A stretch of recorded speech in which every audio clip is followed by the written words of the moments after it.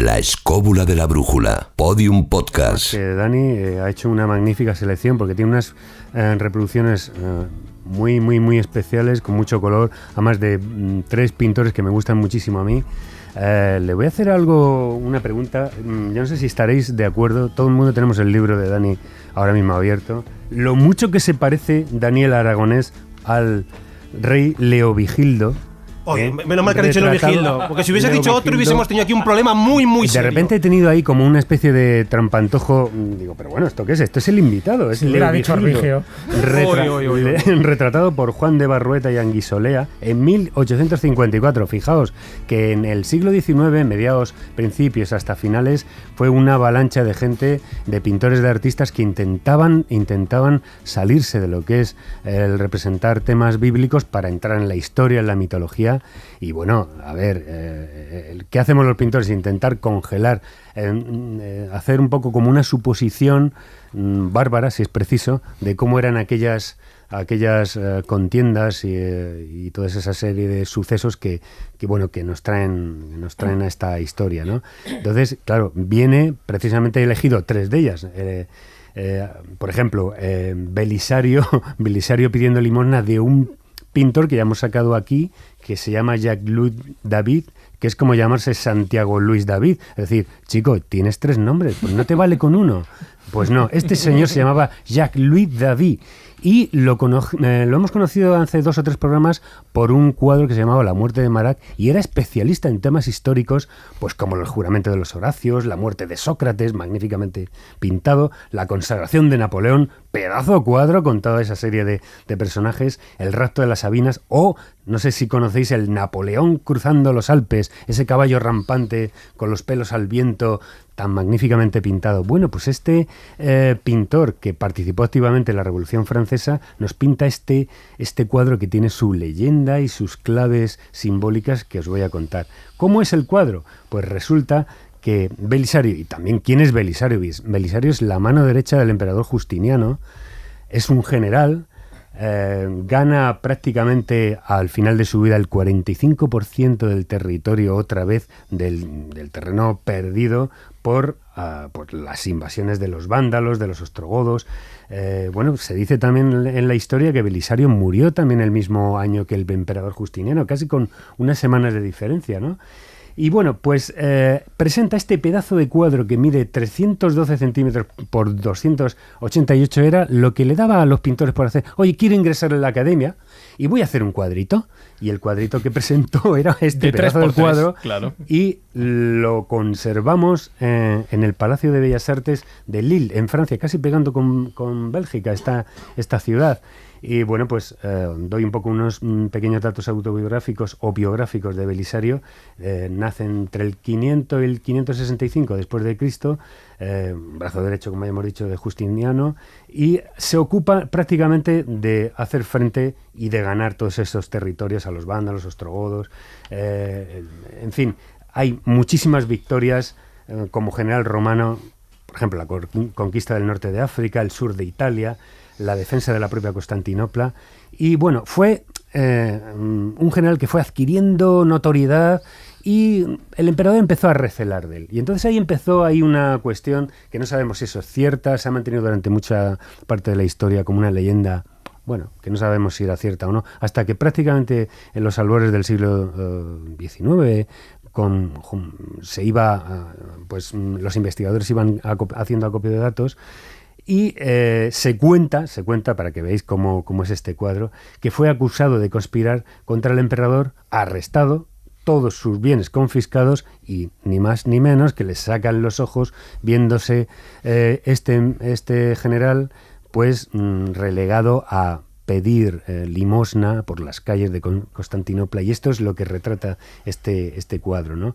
Pero bueno, hemos dicho que este cronista, un tal Procopio, la verdad es que los nombres también se las traen, Procopio de Cesarea, que era un historiador bizantino del siglo VI, en su Historia Secreta, en esta crónica dice más o menos que fue encargado de juzgarlo y prácticamente era como una especie de enemigo que se lo quería cargar. Justiniano, poco después de haberlo encarcelado, etcétera, le perdonó y ordenó su liberación. Esta leyenda muy extendida es que en realidad esto de que se le fue a sacar los ojos y pidió limosna por las calles de Constantinopla es probablemente falsa, más falso que un duro de madera. Seguramente ¿Sí o yo... no? Vamos a ver, siempre ha sido Quiero tratado que me lo confirmes. como leyenda. Realmente creo que es una manera para ejemplificar y prácticamente tocamos un poco lo que hemos hablado antes con Juan Ignacio de las exageraciones. Yo, como digo, creo que es una manera de ejemplificar su desplazamiento político, su desplazamiento militar, entre comillas, su caída en desgracia. Belisario, seguramente, yo creo que lo digo en el libro, me atrevería a decir que fue el mejor general que tuvo todo el imperio bizantino. Claro. O sea, es que estamos hablando de un imperio prácticamente de casi 1000 años. Lo que pasa que tuvo un lunar. Y es que no pudo conquistar, no pudo someter al reino ostrogodo de Italia. Ahí fue sustituido por otro brillantísimo general, además eunuco, Narsés. Y yo creo que es una guerra, la guerra contra los ostrogodos, que fue sangrienta, cruenta, que le costó muchísimo al imperio bizantino. Y el no haber conseguido, digamos, quizás o tal vez poner un broche de oro a su carrera militar, pudo ser que como digo, que fuese desplazado y que se generase también todo tipo de leyendas contra él. Tampoco olvidemos, y se ha repetido muchas veces a lo largo de la historia, cuántos grandes generales, cuántos grandes militares no han suscitado envidias con respecto a sus reyes y emperadores y en un momento determinado han sido desplazados o su currículum ha sido manchado. Yo creo que Belisario sea un ejemplo. Sí, pues realmente, ¿qué es lo que hace nuestro pintor David? Aquí, colega de nuestro David Sentinella, Los David de toda la vida. de los David de toda la vida, que dice, bueno, pues voy a llevar esto a mi terreno y voy a rellenar esta especie de historia y de leyenda negra de una serie de simbolismos que, de verdad, por favor, mirad este cuadro que es impresionante. Recuerdo cómo que está el pinta vídeo David, en Facebook y en YouTube para todo el que quiera verlo. Es impresionante, Lo hemos dicho. exactamente. Muchísimas gracias, Fran. Entonces, la descripción del cuadro, mínimamente, os lo digo muy rápidamente, muestra uno de estos momentos en que Belisario, ciego y viejo, pide limosna en una de las calles de Constantinopla, debajo de un... Bueno, se sirve de un lazarillo que sostiene, y ese lazarillo, en vez de coger un cuenco para que le vayan dando las monedas, sostiene un casco de general, su casco de general, ¿no? Dice, hay lo que es una dama romana, que es una preciosidad, tiene una toga, un perfil precioso, escultórico, exquisito, que desplaza su manto y en ese momento se inclina hacia esta especie de casco que tiene y le da una moneda. En este momento, fijaos, pasa un soldado por detrás que le reconoce y espantado dice, ¡ay va! Pero si este es Belisario. Y aparece Belisario absolutamente envejecido en esa situación tan denigrante, ¿no? Reconoce este soldado, reconoce a su antiguo comandante. Pero bueno, a ver, este ademán exagerado, ¿cómo podemos hacer que el pintor lo que nos muestra es un contraste abrupto entre lo que es el éxito de la vida y la desgracia más absoluta? Es decir, David muestra la controversia de la vida a este general, de alguna forma viejo y ciego, debajo de un fabuloso, no os lo perdáis, un fabuloso arco de triunfo romano junto a unas grandiosas columnas, que hay una leyenda en la que dice, date, en palabras latinas, date abolum Belisario, que significa dad limosna a Belisario. Bueno, pues aparece al fondo la ciudad para respirar un poco. Bueno, hay una serie de claves aquí para desentrañar el cuadro, que es que el pintor está jugando con ese significado de los personajes. La dama romana simboliza en este cuadro la representación de dar limosna, representa la caridad, ¿no? El general viejo y anciano representa ni más ni menos que la injusticia que este personaje tuvo de la mano de Justiniano, ¿no? Y en definitiva, Belisario es aquí ayudado por los pobres tras ser rechazado por los ricos. Es una cosa paradójica absolutamente. Este tema pictórico de Belisario se convirtió en... Pues los pintores lo pintaban muy a menudo, pero lo que parece un paralelismo simbólico muy fuerte es que David lo que hace es que coge la forma injusta de actuar de Justiniano hacia su general, y lo que hace es que la hace un parangón con la represión impuesta por los gobernantes de la Revolución Francesa y del momento, y hace esa serie de paralelismo totalmente entre líneas, muy sutil, y nos da una idea de que la forma solapada de comunicar esta serie de mensajes, pues claro, subyacentes, es digno de un pintor y de un tío inteligente que sabe manejar los símbolos. Ojo, que cuando tú te adquieres a un movimiento o a algún partido político, luego te crujen, te van persiguiendo y luego pues te pueden denostar absolutamente. No, la elección de los cuadros, de las fotografías, por supuesto, tampoco es casual. Hemos intentado buscar imágenes potentes, tanto como digo a nivel fotográfico como a nivel pictórico.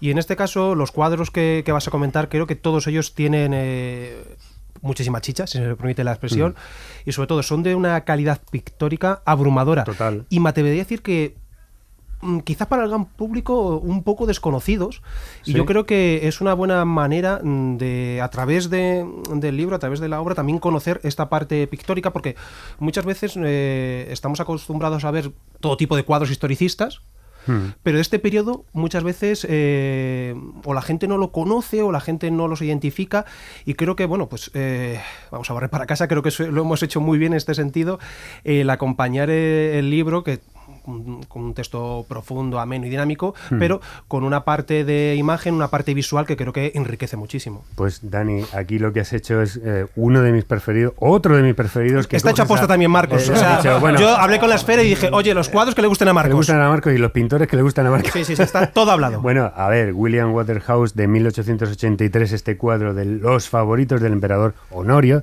del que hemos hablado hace un momentito, es magistral, de verdad. Este cuadro describe perfectamente el efecto de la presencia bárbara sin haber un bárbaro en la escena. Efectivamente, y además es que te describe lo que es Honorio, esa especie de emperador con tan poquísima personalidad en los asuntos de gobierno, débil, tímido, o sea, lo peor de lo peor. O sea, que, bueno, es que el tío pasó a la historia ya por no ser el por eso no ser tantos usurpadores, porque es un emperador débil y aún así reina bastante. Sí, en cuanto al reinado cronológico, la verdad que no es nada corto, no fue un reinado corto, pero el cuadro yo creo que, como decís, ¿no? Cuando lo ves es para decir a Honorio, oye, tío, que eres el legítimo heredero de los grandes emperadores de Roma. Y él está como, en plan, ¿qué más da? Sí. Bueno, es la noche oscura del alma, se está viniendo todo abajo, yo voy a dar de comer a mis palomas mientras que mis consejeros están esperando, yo me centro a lo mío. Y que se caiga Roma. Es que lo magistral es un poco como el hijo tonto de Teodosio. Sí. Ahora que no nos oye. En el momento que Teodosio muere, es decir, ahí se fragmenta todo ese imperio, y claro, y el que le toca es bailar con lo más fea, ¿no? Le viene grande. O sea, no se lo espera, no sabe qué hacer con ello, y aún así todavía continúa, ¿no? Bueno, continúa hasta que Rómulo Augustulo le da ya el toque de gracia y se acaba pero hay unos cuantos años que coincide con estas invasiones bárbaras que quedan reflejados en estos cuadros. Lo que no sé, y bueno, estamos hablando de cuadros del siglo XVIII y XIX, es el punto de vista histórico riguroso que se le dio, porque ya sabes cómo se pintaba en aquella época. Es que eso es donde quería entrar. Waterhouse es un pintor que se caracteriza fundamentalmente por idealizar mucho las historias en las que toca. Su serie, por ejemplo, de Santo Grial es verdaderamente formidable, y otras las series. Waterhouse hace cuadros magistrales que están precisamente un poquito para ilustrar una época en la que nada era como él lo pintaba, de ninguna manera. Si te das cuenta, fíjate, conforme se va avanzando el siglo XIX, ya las excavaciones, toda la arqueología, todos los historiadores y los investigadores iban afinando muchísimo en ver cómo eran las armaduras, los cascos, cómo se sucedieron los acontecimientos, y claro, no se producen anacronismos como vemos en una pintura que aparece aquí también, que es de Félix Castello en el libro de Dani, que es el rey godo, Teodorico el rey godo,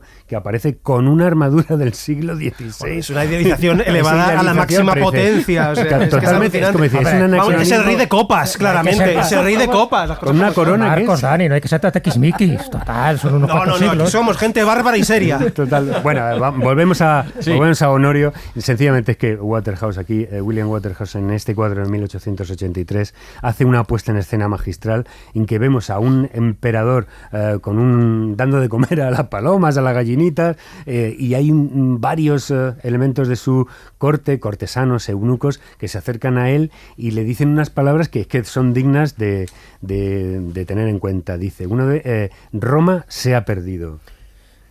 El emperador, muy impresionado, grita, sin embargo, ha comido de mi mano hace unos instantes. Dice, el emperador tenía una gallina muy grande que era su favorita, la que llamaba Roma. Madre del amor hermoso. O sea que confunde la noticia que le está dando. Fijaos que el estado de enajenación más total. Bueno, pues aclara ante la confusión que padece Honorio, le dice, no, emperador, es la ciudad de Roma la que acaba de caer en manos de Alarico.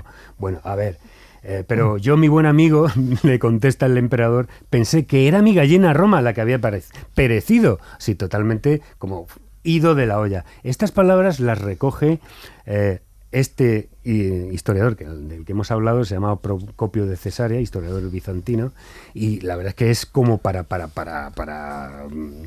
nota, ¿no? Es decir, ahí tenéis todas las inclinaciones de los mandatarios de la corte, y este hombre con sus gallinas, gansos, pavos, completamente, además el gesto aturdido. Mirad este cuadro, por favor, os invito al público, a los oyentes de la escúpula, y está ido absolutamente, y bueno, yo creo que está ajustado muy, muy certeramente. Perdón que te diga una cosita solo, Sí. Marcos, aprovechando, a colación de lo que has dicho, también es bueno reseñar que ni los bárbaros eran tan bárbaros en esta época, ni los romanos eran tan pusilánimes como Sí. parece que vemos, ¿de acuerdo? Eso también es importante, porque si simplemente nos ceñimos de una manera exclusiva a lo que dicen las fuentes, las miramos como con gafas focales y no cogemos perspectiva, perdemos lo que es la auténtica historia. Entonces también es importante ver que ni los malos eran tan malos, ni los buenos eran tan Pues buenos. te tengo que dar una noticia, Dani, y es que el tercer cuadro que ha elegido Marcos, que va de vándalos, pero va de vándalos muy vándalos. Madre mía, esto sí que es un acto vandálico, pero en toda regla. Es decir, es otra de las magníficas pinturas que aparecen aquí, es de este pintor ruso, que son bárbaros, a ver cómo se llama, es el robo de la saqueo menor. de Roma, Sí, ¿no? Genserico El- saquea Roma. Exactamente. Genserico saquea Roma, rey vándalo. saquea Roma, que es más o menos data de el segundo saqueo de los tres que tuvo en el 455, llevado a cabo por Genserico, como hemos dicho, del pintor ruso Karl Brilo. La verdad es que esto es un maremándum de cosas, porque hemos estado comentando fuera de micrófono antes del programa que ahí aparece un batiburrillo de gente, secuestros, asesinatos, actos vandálicos y nunca mejor dicho, de incluso lo que es gente con turbante y chilaba de raza negra, que probablemente sean mercenarios del norte de África, Eso es. traídos por los vándalos. Los llamados Mauris, que son los Mauri utilizados por los vándalos, sobre todo por Genserico, como fuerza de choque por su ferocidad y demás, que además en el cuadro queda perfectamente representada. Sí, además aparece la menorá que Tito había traído desde el templo de Jerusalén, que eso ya aparece que, bueno, si no salió en el primer saqueo, ni en el segundo... A ver, yo creo que es un poco para... no sabemos si la cogería Alarico, llevar barro para casa, la cogió Alarico y se vino para Toledo, venga, vamos a dejarlo así. Sí, ¿no? Pero claro. yo creo que es una manera... junto con la mesa de Salomón. Por supuesto, la tenemos a buen recaudo. Yo creo que es una manera un poco de mostrar... la gran cantidad de tesoros que había en Roma, sí. Y en este caso poner algo que es claramente identificable por cualquier persona que vea este cuadro. Hombre, es muy llamativo, fíjate, porque en relación con los dos cuadros que está haciendo Marcos, ese primer saqueo, en fin, cuando Teodosio está Honorio está ido, es que ocurre, claro, ese gran saqueo del 410. Es que 40 años después, Roma, o sea, la capital, que todavía seguía siendo del Imperio Romano de Occidente, vuelve a ser saqueada. Sí. Yo no sé lo que quedaría ahí de valor, porque es que 40 años antes ya se habían llevado prácticamente todo. Por eso es improbable que esa menorá que aparece en el cuadro estuviera ahí, porque es una de las cosas que se llevó a Alarico. Se lo llevó Tito en su momento, cuando lo saquea en el 70 a.C. y luego se lo lleva a Alarico. Entonces es muy raro, pero claro, había que cargar el cuadro de algún tipo de objeto, pero eso da idea de la catarsis que estaba viviendo en ese momento el Imperio Romano de Occidente, porque si en 40 años entran a saco dos veces a la ciudad inexpugnable como era Roma, imagínate, evidentemente, si ocurre en el 410, esto ocurre en el 455, los vándalos, claro, en el 476 se acabó. O sea, si te das cuenta, 20 años después se termina ya. Crónica de una muerte anunciada. Exacto. Pues nada, ahí Jesús y Dani quería simplemente deciros que todo este grupo de cuadros historicistas han sido una fuente de inspiración para las películas, para el teatro, para las novelas, porque claro, la labor de los pintores aquí era, por ejemplo, en este protagonista que aparece aquí el rey de los vándalos, Genserico, que hemos estado comentando antes. Si esta indumentaria podría ser así, tiene su casco, su cabeza coronada por un casco espectacular, en punta, con una cola de caballo,